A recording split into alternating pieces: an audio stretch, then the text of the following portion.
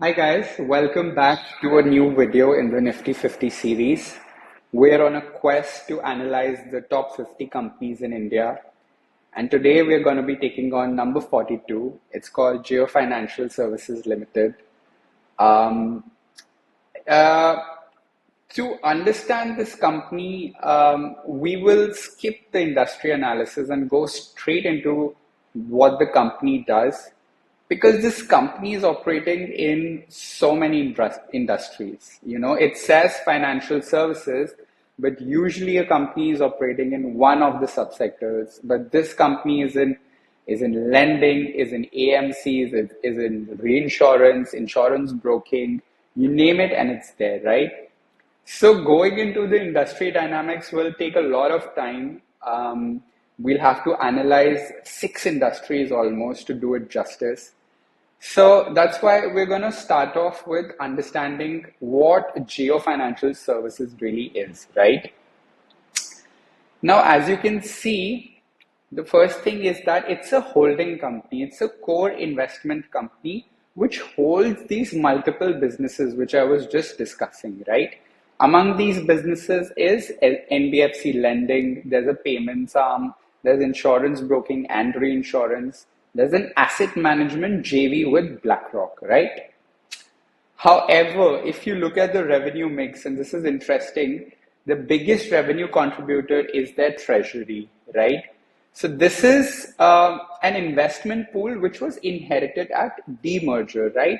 Geo Financial Services was demerged in 2024, and it inherited this treasury, which also includes a 6% stake in Reliance Industries, right? So this is contributing to 46% even in FY26. This includes, the dividends from our Reliance holdings. This will include the earnings on the income instruments, right? So this is still contributing a lot. However, the interesting part is, and this is the story of the stock. This is the story of the company. This company was almost 98 or 80% of treasury just a year back or just 2 years back. And now it's slowly deploying its capital, and slowly it's starting all of these businesses and getting them running. And we can see that NBFC lending has caught up and it's almost at 45%. It's equal to the treasury revenues already. So this is where the story is playing out of this holding company, right? If you look at the NBFC lending, it's a AAA rated NBFC, and it's including retail lending, which is like mortgages, LAPs, which is loans against property, and it includes corporate lending as well across the Geo Reliance vendor ecosystem, which is huge, right? We'll get into these things as we go on. An interesting thing on the margins is that the cost of borrowing is at 7%, which is among the lowest in the industry, right? So that's an interesting point. And then, of course, it has a payments solutions where there's a payments bank, there's a merchant acquiring system. But all of these are just beginning to grow. It's just 7% of the revenues, right? So we'll see some things about this segment as well. And then there's the AMC, the Geo BlackRock joint venture, which will host asset management services as well as wealth management services, right? So this is all pre-scale right now. But yeah, this is the holding company in general. And going into some revenue, actually, these are some segmental trends. The revenue data is not that great. So what the portal is showing us is some interesting trends for each segment. For example, in the NBFC segment, it's kind of showing us the credit AUM, and you can see what's happened from nothing to it became 10,000 CR, and now it's at 25,000 CR. The AMC AUM has just started to come in. It's not a considerable figure. The holding company treasury, so treasuries have remained the same, right? Which is fair. The NBFC lending, this is the investment income, right? So you can see it has caught up with the treasury income, right? Right. So these are some trends which we are seeing in the different businesses of the company. Right. And what's the mix shift telling us? The mix shift is clearly telling us that from being a completely treasury based company just 2 years ago, now we are seeing that the NBFC arm is picking up, that the geo payments is also expanding. So slowly and slowly, all the treasury and all of that is being deployed in these different businesses. And that's the real story of Geo Financial Services, right? From being a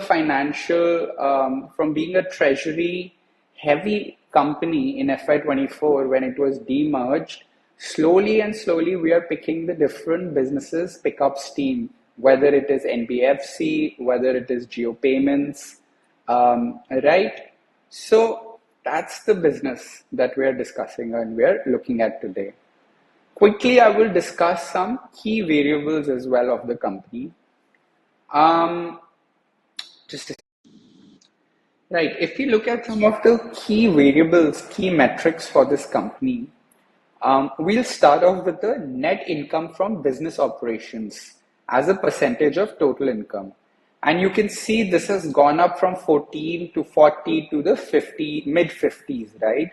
So the company is getting more revenue from its operations rather than the capital it required in the start when it was demerged, right? So this is a good sign. In terms of its big business segment, which is the NBFCs, you can see the credit AUM, how it has grown sharply. Obviously, some of it was bought in FY25, but after FY25, you can see that there has also been some organic growth and it's kind of held a good pace. So these are good signs in terms of the credit disbursement. Another good thing about the NBFC is look at the cost of borrowing. It's gone down.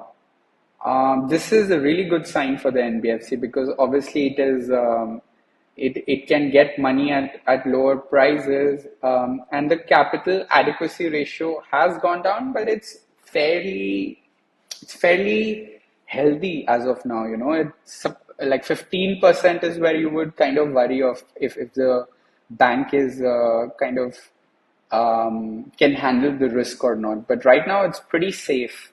So yeah, this is the NBFC metrics. If you look at some payment, the business of payments metrics, you can see that the total volume of transactions which are happening through Geo has kind of increased a lot from 6,000 to almost 16,000 in a year.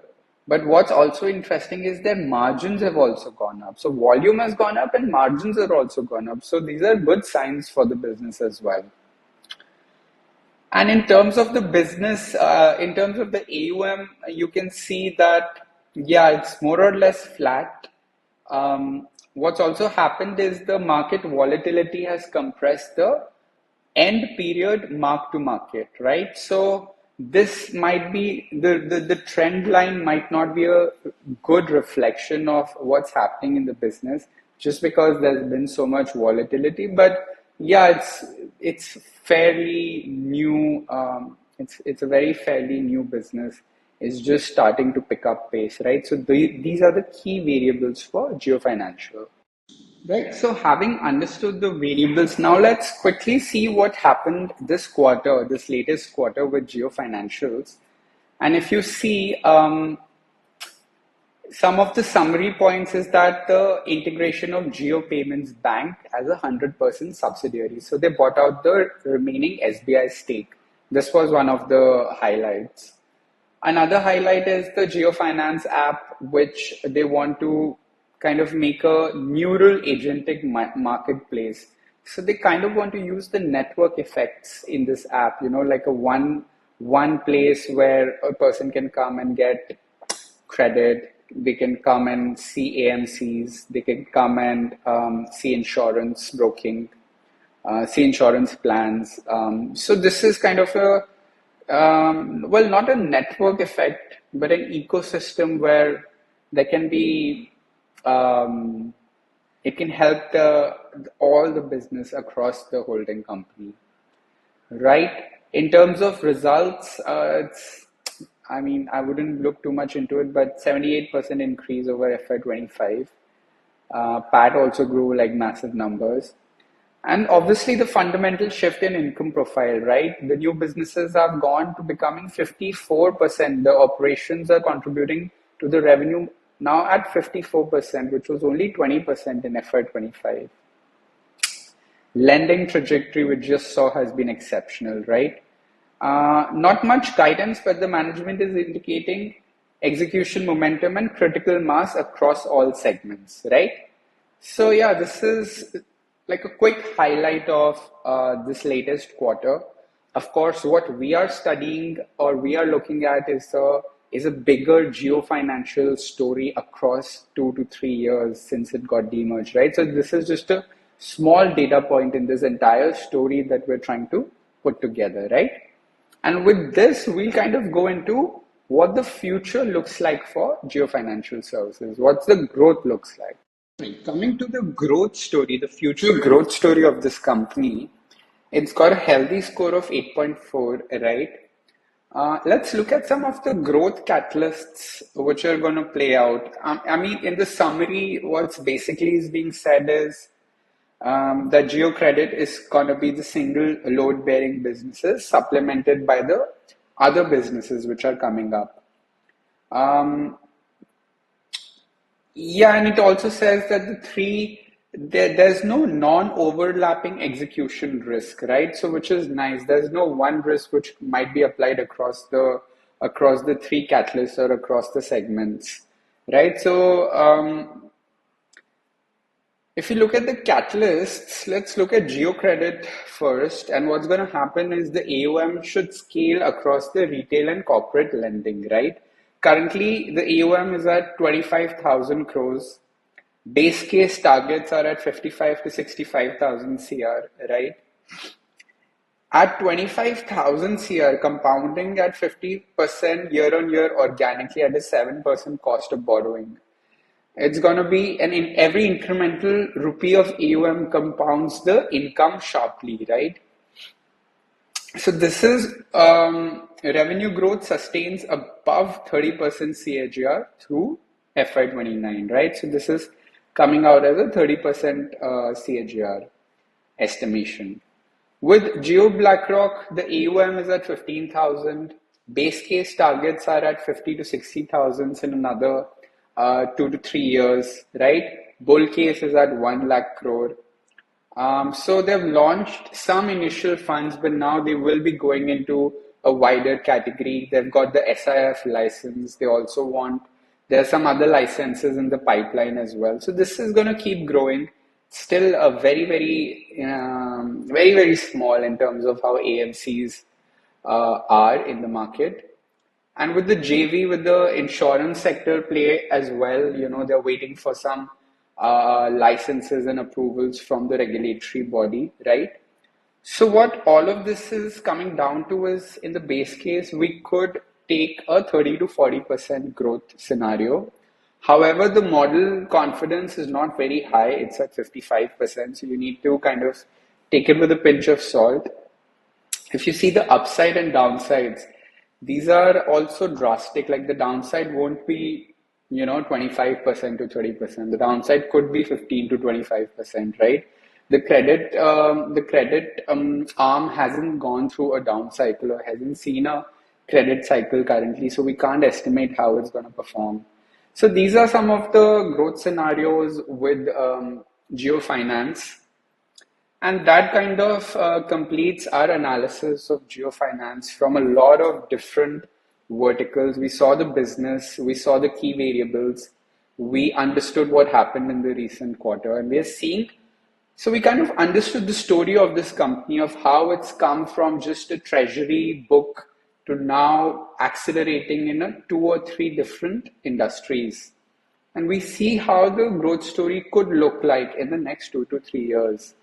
Right? So yeah, thank you so much for joining me, and until next time, bye.